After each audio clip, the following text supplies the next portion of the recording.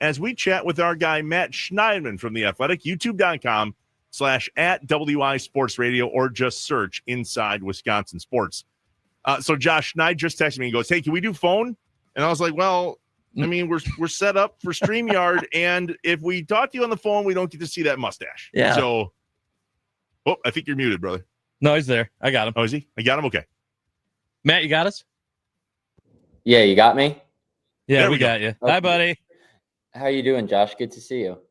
Yeah, good to see you, man. It's been a little bit. I know it has. No, Trevor, the reason I texted you that is mainly because my appearance on these early Tuesday mornings, and Josh knows I used to do the 7 a.m. hit with him and Zayd and Butch on StreamYard. I look real rough, like at all hours of the day, but especially on early Tuesday mornings. But we're here, we're good. It got me up, and I'm ready to talk some Packers here. 7 a.m. Schneidman is my favorite Schneidman, for the record. It's my least favorite Schneidman.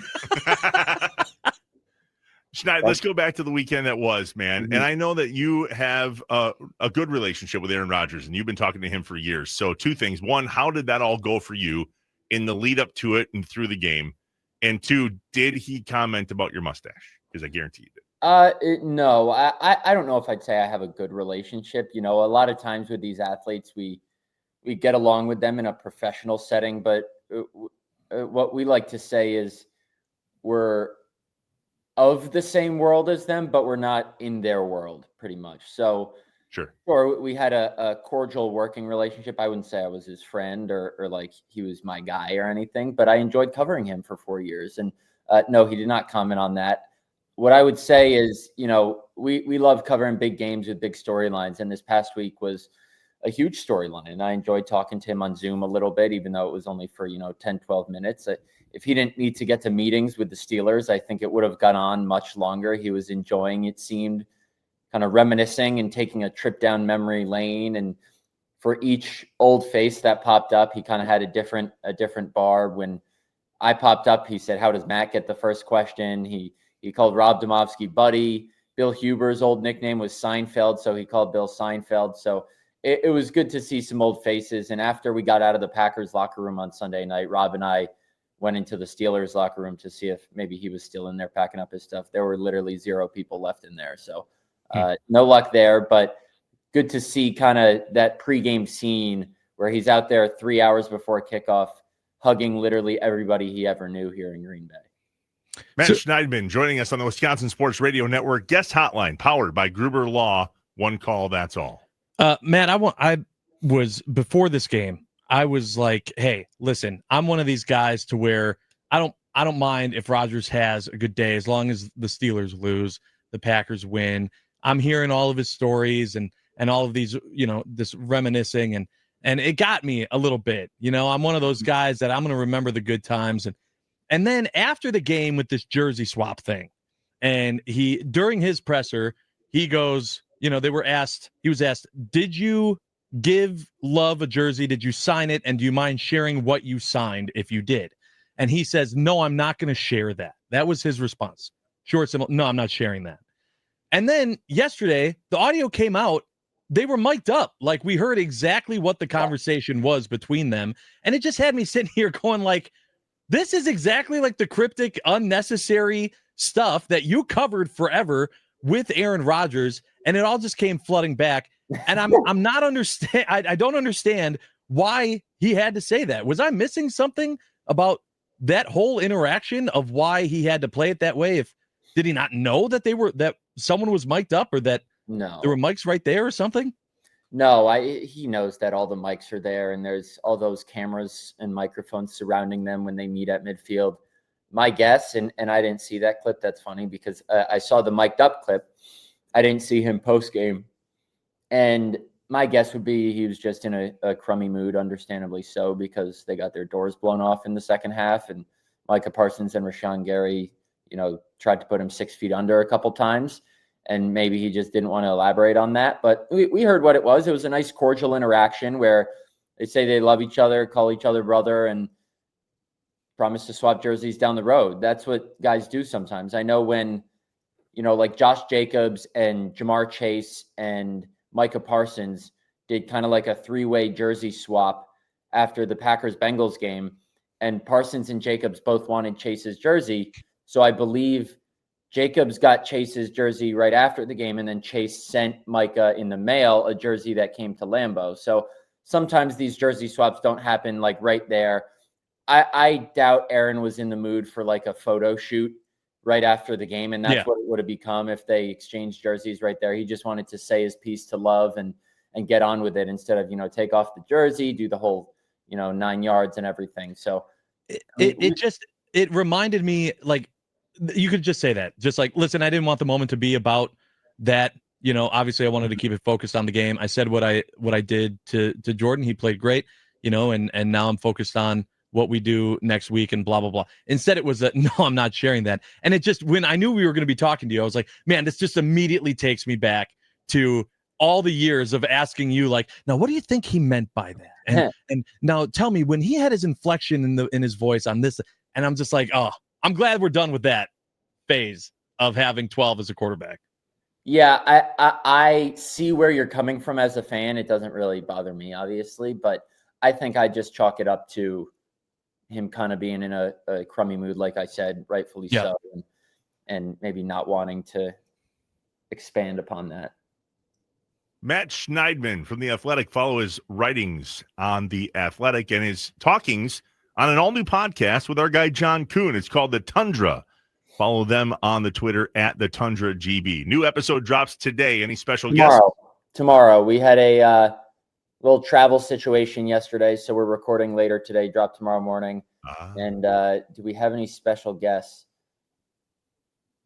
Not that we haven't had before on our show, but okay. I think we'll have a lot to talk about regardless. Perfect preview every week. Can't wait. That's awesome. Yeah, of course you do. A really enticing tease there. We have Annie Agar on the show, but she's a regular guest on the show.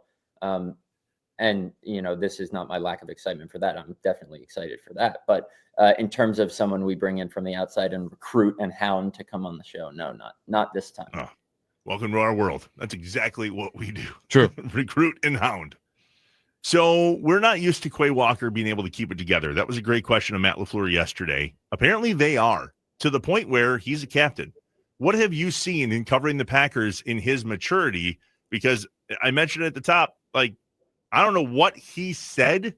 Let's be real. Like, something came out of his mouth that made DK Metcalf want to gouge his eyes out.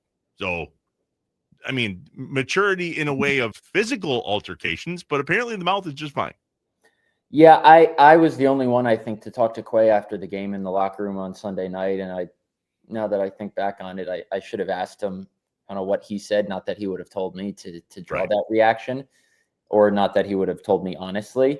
But that's my story this morning that's up on The Athletic right now, is kind of how Quay has matured and grown, because we all remember his rookie year when he got ejected twice. And I think Domovsky had the stat that Quay's 2 ejections in the same season were the first time since ESPN started tracking ejections since the start of the century that a player had been ejected twice in the same season. And it was once for pushing that Bills practice squad player on the sideline, and once for pushing that Lions medical team member who was trying to get past Quay to DeAndre Swift, who was injured on the field. And Quay was trying to check on DeAndre Swift, who was his teammate at Georgia. So there were some anger issues that needed to be sorted through. I remember, and I went back and looked at a story I wrote in camp in 2023, and Quay talked about how he had started meditating at the advice of Jair Alexander, and how he started seeing Dr. Chris Carr, who's the Packers behavioral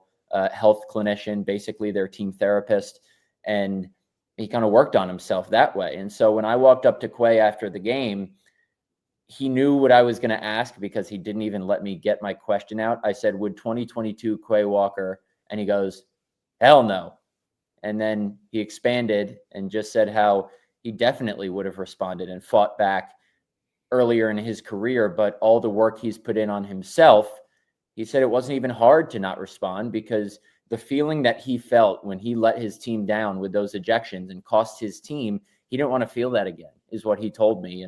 And I think it's impressive, not only that, but also how he's playing on the field. Jeff Hafley said last week that Quay is playing at an elite level.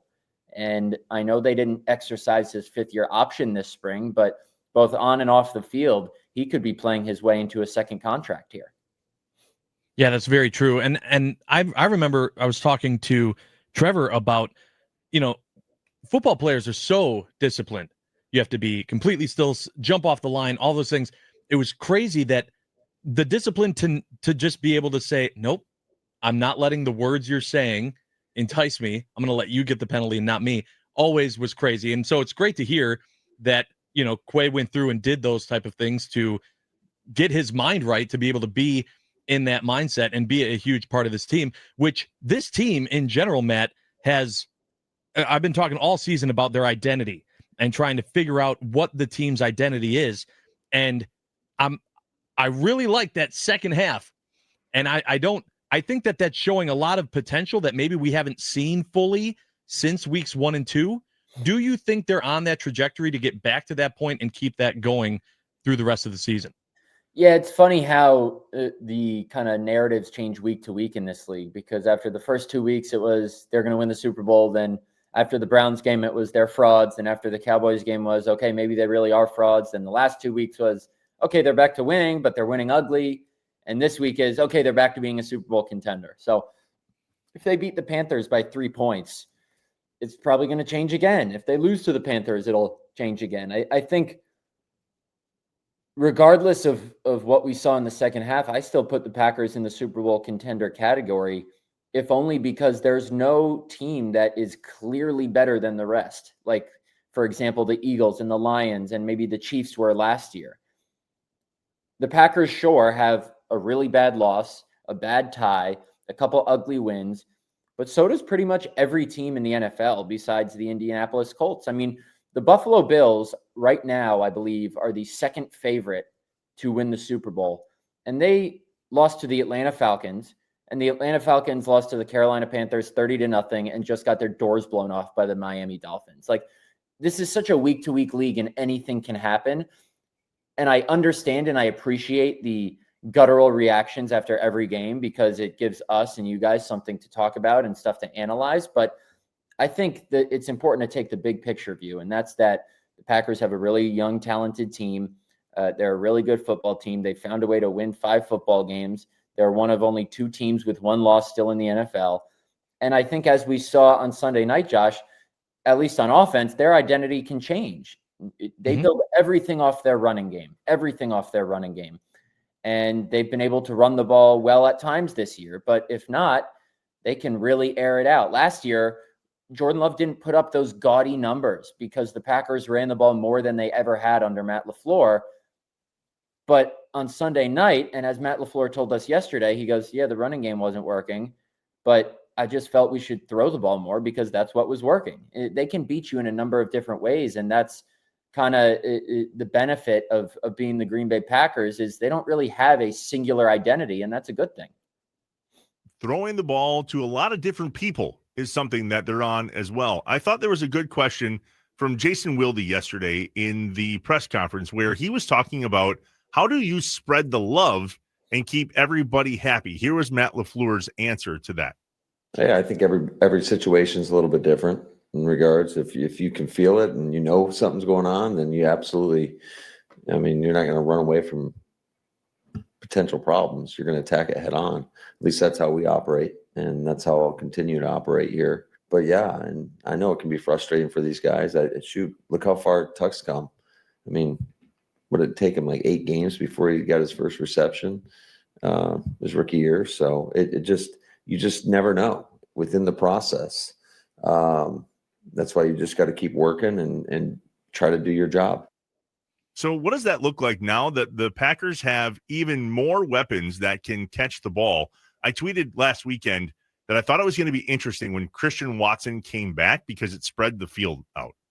And we saw that in real time. At least that was my perception on Sunday. So A, is that what happened? Is that why Tuck had such a good game? And then B, how do they keep these dudes happy? Because we all know Romeo Doubs wasn't exactly pleased at one point. I think Tucker Kraft had a good game because he's really, really good himself. I think the presence of Christian Watson certainly helps everybody because it's just another guy that teams have to really account for, and they can't just leave over to one side because he can wreck a game, as we saw at times on Sunday night. All these guys, and I don't blame them for this, have egos, and that's understandable because that's how they got to this point. They were the guy on their high school or college teams, or even at times in the pros. And it takes a lot to be able to swallow that, not pride, but swallow a little bit of that ego for the betterment of the team. I mean, Matthew Golden, I know I saw some stuff on Twitter about how maybe he deactivated his social media or whatever. Like, there's stuff like this every year where we read into stuff. And look, maybe Matthew Golden is frustrated. I don't think the Packers would be upset with Matthew Golden if he was frustrated. I think they would want that. Like, you want guys who want the ball. That's what they would say. As long as you don't let that attitude or frustration boil over and affect what you do on the field and affect the team, then I don't think it's a problem at all. If it makes you run your routes less hard or not be as attentive in meetings and kind of check out, then it becomes a problem. But if you're upset at a lack of usage, I don't think that's a problem, as long as you don't let it affect everything else and affect the team. And I would imagine Packers coaches would agree with me on that. So it's tough for players because they all want the 10 targets a game. But I think the only player to get double-digit targets in a game this season was Tucker Kraft against the Arizona Cardinals. That's just not how the Packers offense works, and they get that. And even when Jaden Reed comes back, that's going to be one more mouth to feed. That's going to be Reed, Watson, Wicks, Dobbs, Golden, Kraft. That's 6 guys who you can make an argument where you should get this guy the ball. So it's tough, but for opposing defenses, it's even more tough to game plan against teams like that. So looking at all of that, Matt, and then looking forward to the future in this upcoming game, how do you see this game going for the Packers? Because Trevor brought up he's smelling trap game for Green Bay. I think there have been a couple games already this season where you could have said the Packers were set up for a trap game. The Bengals, the Cardinals, and they didn't let those become a trap game. So sure, the Browns game you could call a trap game. I think that was more just like an absolute collapse. I don't think that was necessarily a trap game. They could have, 8 trap games a year because not every team they're going to play is good. The bottom line is it's hard to win in the NFL, and sometimes you're going to get tripped up. The Packers have been really good at home this year, beating the Lions, Commanders, and then the Bengals. The Panthers aren't a bad team, especially when they have Bryce Young. And Andy Dalton and the Panthers were horrific against the Bills last week, but Bryce Young, I believe, is day-to-day this week, and they're going to try and get him out to practice on Wednesday. They have a good 2-headed running game there. They have a solid defense, one of the better young corners in the league in J.C. Horn. So, I mean, they're a 500 team. They're 4-4. I don't think every game where the Packers play an inferior team is necessarily a trap game. I just think this is a solid team coming off a really bad loss who could do some damage. And the good news is, to your point, the Packers are home for the next 3 out of 4 games, which is not something they've been able to say for some time. Matt Schneidman, if you don't, you need to follow him along on The Athletic every single month. I see that charge come out of my bank account, and I go, of all of the subscriptions I have, this is one I'm going to keep because you're a great writer, Matt, and the articles that you put out on a very regular basis are a good read. So we appreciate what you do. Thanks, Trevor. Do you really say all that when you see the charge in your bank? Every single month? No, I just go, shouldn't I cancel this? God, every single month. Subscription, and then I go, no, because it's pretty good. It drives his family nuts. They're like, Dad, we get it. Yeah, every single month.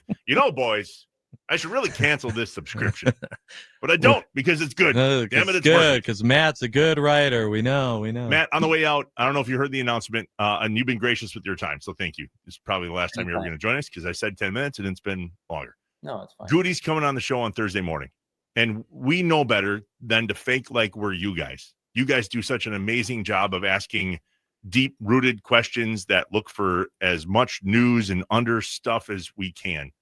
I'm curious, though, in the years of you covering Goody and the Packers and the team, how do you assess how the general manager has done for the Green Bay Packers? And what do you look at? Well, if they're winning football games, if their young talent is playing well, if the guys he signed in free agency are playing well. There's so many different things that go into it. And you can kind of say, well, some of it's coaching, some of it's the players, some of it's the GM. Ultimately, it's winning. And, you know, that would require a whole story or a whole show to break down kind of his actual performance. You can say the Nate Hobbs signing was not great because they gave him all that money and he's playing 4 defensive snaps. But you could also say that signing Josh Jacobs and Xavier McKinney more than makes up for it. You could say drafting guys like Tucker Kraft and Zach Tom, and we can go through the whole list. The bottom line is the Packers for 3 years now have been the youngest team in the NFL by average age. They've made the playoffs twice, and right now they're the current number 1 seed in the NFC. A lot of season left, but I think Brian Gutekunst has done a great job. At some point, though, you do have to get over the hump, and you do have to, I think, at least make an NFC championship game, and this year could be the year for that. Winning matters. We hear you.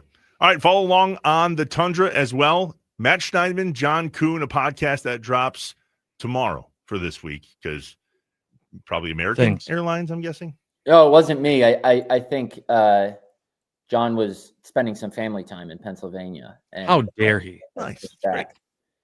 Yeah. All right, Matt, we'll chat again soon, buddy. We appreciate you. All right. Thanks, guys.